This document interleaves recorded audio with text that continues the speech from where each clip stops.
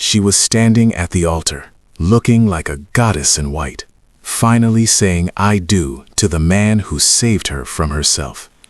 The crowd was cheering, her father was crying tears of joy, and it seemed like the perfect Nigerian fairy tale.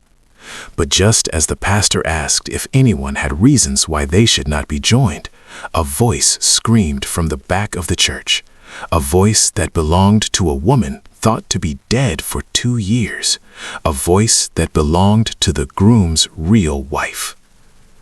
Welcome back to the channel, guys. Today, we are breaking down the absolute madness that is Love and You. You think you know drama? You haven't seen anything yet. This story is packed with shocking betrayals, fake deaths, and a love triangle that will make your head spin.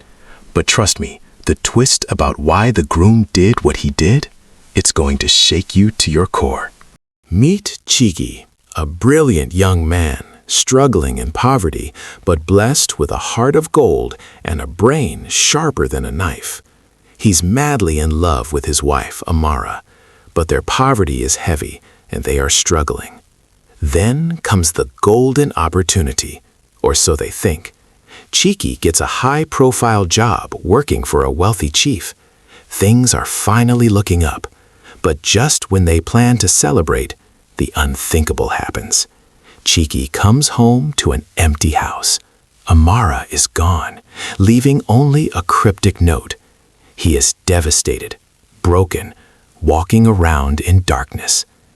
That's when the chief steps in with a sinister kind of kindness, offering to take Chike under his wing, promising him power and success if he just leaves the past behind. Meanwhile, meet the chief's daughter, Detola.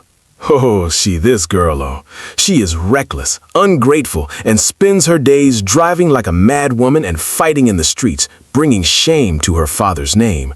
But Detola is broken inside, carrying the heavy baggage of a mother who died from her father's infidelity.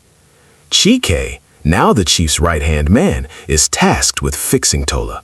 Slowly, tension turns into something else.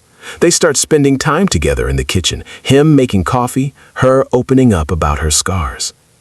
The chief, seeing how Chike has turned his company around and managed to calm his chaotic daughter, decides to bless their union. He promises them a wedding beyond their wildest dreams.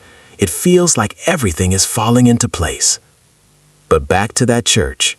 As the pastor says, "Speak now or forever hold your peace." The church doors fly open. It's Amara. She's alive.